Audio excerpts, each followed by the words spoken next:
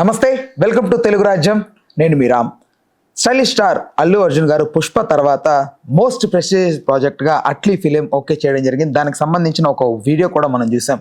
అయితే ఈ చిత్రం ఇలా ఉంటుంది అలా ఉంటుందని చాలామంది ఊహాగానాలు వినిపిస్తుండగా ఈ మధ్య కాలంలోనే బన్నీ మరియు అమీర్ ఖాన్ గారు కలిసి ఉండడం, ఎస్పెషలీ అక్కడ అట్లీ ఉండడం చాలా మందికి డౌట్స్ రేస్ చేస్తుంది. అమీర్ ఖాన్ గారి ఒక కీలక పాత్రలో ఈ సినిమాలో నటించబోతున్నట్టుగా. ఓవరాల్లో ఇందులో నిజాలు ఏంటి, ఒకవేళ ఉండే అవకాశం ఉందా అనే అంశం గురించి సినీ మరియు రాజకీయ విశ్లేషకులు దాసరి విజ్ఞాన్ గారితో చర్చిద్దాం. నమస్తే. నమస్తే. ఏంటి సంగతి అసలు? ఒకవేళ బన్నీ ఎవరిని కలవడు అంత ఈజీగా, బట్ అమీర్ ఖాన్ గారిని తీసుకొచ్చి స్ట్రైట్గా కూర్చోబెట్టే ప్రయత్నం చేస్తున్నారు తెలుగు ఫిలింకి. ఇది జరుగుతుందా జరగదా? ఆఫ్ కోర్స్ అమీర్ ఖాన్ గారు ఆల్రెడీ నాగ చైతన్యతో లాల్ సింగ్ చద్దా చేశాడు. అండ్ అది స్ట్రైట్ తెలుగు ఫిలిమా? ఆఫ్ కోర్స్ తెలుగు యాక్టర్ తో చేశాడు. తెలుగు యాక్టర్ తో. నెక్స్ట్ సల్మాన్ ఖాన్ గారి సినిమాలో కూడా వెంకటేష్ గారు, భూమిక ఒక ఫ్యామిలీ మెంబర్స్ లా ఉండడం కూడా మనం చూసాం. అండ్ ఇట్లా చూసుకుంటూ పోతే బాలీవుడ్ నటులు మన దగ్గరకు వస్తున్నారు కదా. ఎలా అయితే అజయ్ దేవగన్ గారు, సంజయ్ దత్ గారు, సునీల్ శెట్టి గారు అండ్ డియోల్, ఇట్లా సల్మాన్ ఖాన్, అక్కడ ఉన్న వాళ్ళందరూ ఇక్కడికి ఎలా అయితే వస్తున్నారో, సౌత్ సినిమాలు చేస్తున్నారు. ఇంకా సైఫ్ అలీ ఖాన్ ఇంకా మనోడే అనుకో. అంటే ఇప్పుడు వరుస పెట్టి ప్రాజెక్ట్స్ ఉన్నాయి.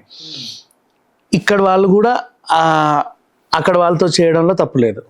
అండ్ వన్స్ పాన్ ఇండియా లెవెల్కి సినిమా వెళ్ళిన తర్వాత ఇప్పుడు ఏంటంటే, ఇప్పుడు పెద్ద సినిమా తీస్తే అక్కడ అందులో ఒకడు ఇలా పెడుతున్నారు. కన్నడ నుంచి ఒకరిని, ఇప్పుడు అది బాహుబలి నుంచి స్టార్ట్ అయింది. నన్ను అడిగితే కిచ్చా సుదీప్ని ఇరికించడం, ఇట్ల నుంచి ఒకరిని అలా. ఆ తర్వాత ఇంకా పొన్నియిన్ సెల్వన్ చెప్పుకోవాలి. అఫ్ కోర్స్ పొన్నియిన్ సెల్వన్ మొత్తం మన సౌత్ ఇండియన్ యాక్టర్స్నే పెట్టుకున్నప్పటికీ ఒక ఐశ్వర్య రేవతి వచ్చింది.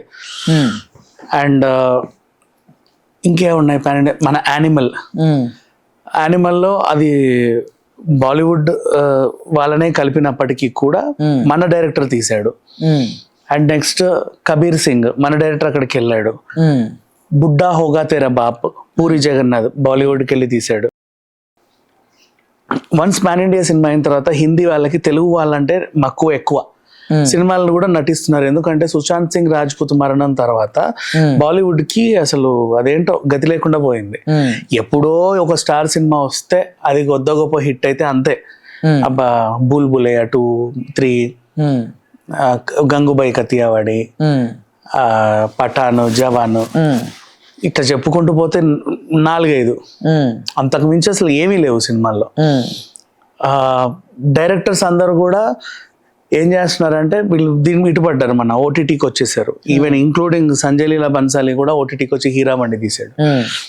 సో బాలీవుడ్లో కదలికలు లేనప్పుడు ఒక దశలో అసలు అది ఏంటో అర్థం కాకుండా థియేటర్స్ ఎట్లుంటాయో అనే టైంలో మన కార్తికేయ ప్రింట్ ఒకటి పడి అందరూ తండోపతండాలుగా చూశారు. సో సౌత్ సినిమాలు ఎక్కువ ఇష్టపడుతున్నారు అనేది ఒకటి పడింది. అలాగే మన KGF, Kantara, as well as RRR, మొన్న పుష్ప. అండ్ పుష్పకైతే అసలు అభిమానుల్ని కూడా చూసాం మనం. అదేదో రాష్ట్రంగానే రాష్ట్రం వాళ్ళు అక్కడ నుంచి వచ్చే వాళ్ళే ట్రైన్లలో మన గుంపులు నములుకుంటూ వస్తే మనం చూస్తాయి వీళ్ళందరూ ఎవరు అన్నట్టు. వాళ్ళు అంతమంది వచ్చి మరి చూసారంటే అదొక వింత. మళ్ళీ మన బెల్లంకొండ శ్రీనివాస్ది ఛత్రపతి రీమేక్ పక్కన పెడితే దానికి ముందు సినిమా జయజానికి నాయక, అక్కడ ఎగబడి జయజానికి అలా ఎలా చూసినారో కూడా అర్థం కాల. అది చూసినందుకే ఈ ఛత్రపతి ఐడియా వచ్చింది. రామ్ కు కూడా అంతే ఉంది ఫాలోయింగ్. అవును. అరే ఏంటిది ఇట్లా ఉన్నారు, భలే చేస్తున్నారు అనిపించింది. ఈవెన్ ఇంకా ఎన్టీఆర్ డైరెక్ట్ గా వార్ 2లో చేయడం బాగుంది పరిణామం. ఇప్పుడు ఎన్టీఆర్ వార్ 2 కాంబినేషన్ ఎలా అయితే ఉందో మన హృతిక్ రోషన్ తో, సేమ్ అలాగే బన్నీ విత్ అమీర్ ఖాన్ అనేది అసలు ఒక ఎక్స్ట్రాడినరీ థాట్ ఇది. అండ్ మరి అమీర్ ఖాన్ అంత పెద్ద హీరో బన్నీకి విలన్ గా చేస్తాడా అంటే, అమీర్ ఖాన్ ఆల్రెడీ విలన్ గా చేశాడు మన ధూమ్లో ఒక విలన్ చేశాడు. బట్ ప్రాబ్లం ఏం లేదు, తనకు అలవాటు. పెద్ద పొట్టేసుకొని 4 పిల్లల తండ్రిలా చేశాడు, ముసలి వేషాలు వేసాడు, ముతక వేషాలు వేసాడు, అన్ని చేస్తాడు. కమల్ హాసన్ గారికి కొంచెం ఇప్పుడు విక్రమ్, కమల్ హాసన్, సూర్య ఎలాగో అమీర్ ఖాన్ కూడా ఒక మంచి విలక్షణ నటుడు. తన్ని తాను మౌల్ చేసుకొని ఎన్నెన్నో క్యారెక్టర్స్ బాగా పండించగలడు. పైగా ఈ మధ్య కాలంలో సౌత్కు ఉన్న క్రేజ్, అండ్ ఇప్పుడు అమీర్ ఖాన్ ఎంచుకుంది కూడా ఎవరినో అంటే మనం ఏమన్నా అనుకోవచ్చు. ఇండియాలో ఇప్పుడు నెంబర్ 1 హీరోగా కొనసాగుతున్నటువంటి బన్నీ. ఎందుకంటే ఇప్పుడు లాస్ట్ మొన్న ఫోర్బ్స్ పత్రిక రిలీజ్ చేసిన 2024కి అత్యధిక రెమ్యునరేషన్స్ తీసుకునే హీరోలో టాప్లో ఉన్నాడు, 300. సో ఆ రకంగా చూసుకుంటే తను ఒక సూపర్ హీరోతోనే పనిచేస్తున్నాడు. ఎక్కడ కూడా ఏం చేయడం. ఇప్పుడు చిరంజీవి గారి కోసం సల్మాన్ ఖాన్ ఎలా ఉన్నాడో, బన్నీ కోసం అమీర్ ఖాన్. ఈ కాంబో నిజంగా మంచి హిట్ అవుతుంది. దాంట్లో ఈయన విలన్ పాత్ర వేసినా ఆశ్చర్యం లేదు, ఎందుకంటే ఆబ్వియస్లీ తను ఆల్రెడీ చేశాడు కాబట్టి. ఇక మరి అది అమెరికన్ హీరో బన్నీ విలన్ అంటే అదొక రకంగా ఉంటది. ఇట్స్ ఓకే, ఎందుకంటే పుష్పాలో కూడా బన్నీ చేసింది విలన్ రోలే యాక్చువల్ గా చెప్పాలంటే, ఆ షేడ్స్ ఉన్న రోలే. బట్ అదేదో హీరోయిగా మనం చూసాం, మనం హీరోగా చూసాం అంతే. సో ఆ రకంగా చూస్తే ఇద్దరికి పాత్రలు అలవాటే. ఇంకా చెప్పాలంటే బన్నీ గెస్ట్ రోల్ చేశాడు నా పేరు సూర్య నా ఇల్లు ఇండియాలో. ఆ పిల్లోడు హీరో అయ్యాడు. అదేంటి అదొక వింత, నాకు అసలు ఇప్పటికీ అర్థం కాల. ఆ వక్కంత వంశీ అలా ఎలా అనుకున్నాడు అని. పోనీ అంత చేసినా ఆ పిల్లోడు ఇప్పుడు మళ్ళీ ఎక్కడ కనబడట్లా. బట్ ఇప్పుడు ఒక మాట చెప్పొచ్చు, ఈ నా పేరు సూర్య టాపిక్ వచ్చింది కాబట్టి, అంటే నేను ఖచ్చితంగా బిలీవ్ చేస్తున్న స్ట్రాంగ్ బిలీఫ్ ఏంటంటే, ఖచ్చితంగా నా పేరు సూర్య నైల్ ఇండియా ఆరెంజ్ కంటే పెద్ద రిలీజ్ అవుద్దని నమ్ముతున్నాను నేను. బై బికాస్ ఎందుకంటే అది చాలా పాక్ ఇవన్నీ అవుతున్నందుకు, అది అట్ ద సేమ్ టైం దాంట్లో క్యారెక్టర్ కి సంబంధించి మంచిగా డిజైన్ చేశాడు. ప్రతి ఒక్కడికి ఒకటి ఉంటుంది లోపల, బట్ అది ఆ టైంలో ఎక్కలేదు.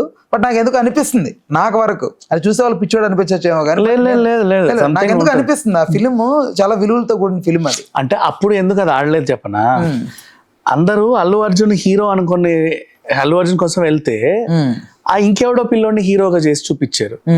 ఈయన రోల్ లాగా ఇతను ఏదో సపోర్టింగ్, అప్పటిదాకా లీడ్ చేసుకుంటే తర్వాత క్యారెక్టర్ సపోర్టింగ్ రోల్ అయ్యేసరికి కొంచెం డిసప్పాయింట్మెంట్ అయ్యారు అంతే. ఇప్పుడు దాన్ని ఒక సినిమాలా చూస్తే మేబీ నచ్చొచ్చు ఆబ్వియస్లీ. ఈ రకంగా చూసుకుంటే Aamir Khan and Allu Arjun combination with Atlee, అందుకే ఏ ఏ ఏ అని వచ్చిందేమో నాకు అర్థం అవ్వట్లా. ఏ అంటే అల్లు అర్జున్ అట్లీ అనుకున్నారు అందరూ, బట్ అల్లు అర్జున్ అమీర్ ఖాన్ అట్లీ బాగుంది. ట్రిపుల్ ఆర్ లాగా ట్రిపుల్ ఏ ఇది. అసలు అట్లీ అల్లు అర్జున్ కాంబినేషన్ 3000 CR వరకు వెళ్ళొద్దేమో కలెక్షన్స్ అన్న ఇది ఉంటే, ఇప్పుడు అమీర్ ఖాన్ చేరేసరికి ఖచ్చితంగా ఇది కలెక్ట్ చేస్తుంది. ఎందుకంటే టాప్ ఎర్నింగ్ లో పీకే అమీర్ ఖాన్ సినిమాలే ఉన్నాయి అన్ని, దంగల్ పీకే అవన్నీ కూడా అమీర్ ఖాన్ ఫస్ట్ 2000 CR కూడా చూసింది, రుచి చూసింది. సో ఇది ఖచ్చితంగా 3000 CR అవలీలగా తెచ్చేస్తుంది, ఇంకా ఎక్కువ వచ్చినా ఆశ్చర్యం లేదు. బట్ అక్కడ యాక్చువల్లీ ఈ దంగల్ అంటే అది అమీర్ ఖాన్ గారే అని అయితే నేను బిలీవ్ చేయట్లేదు.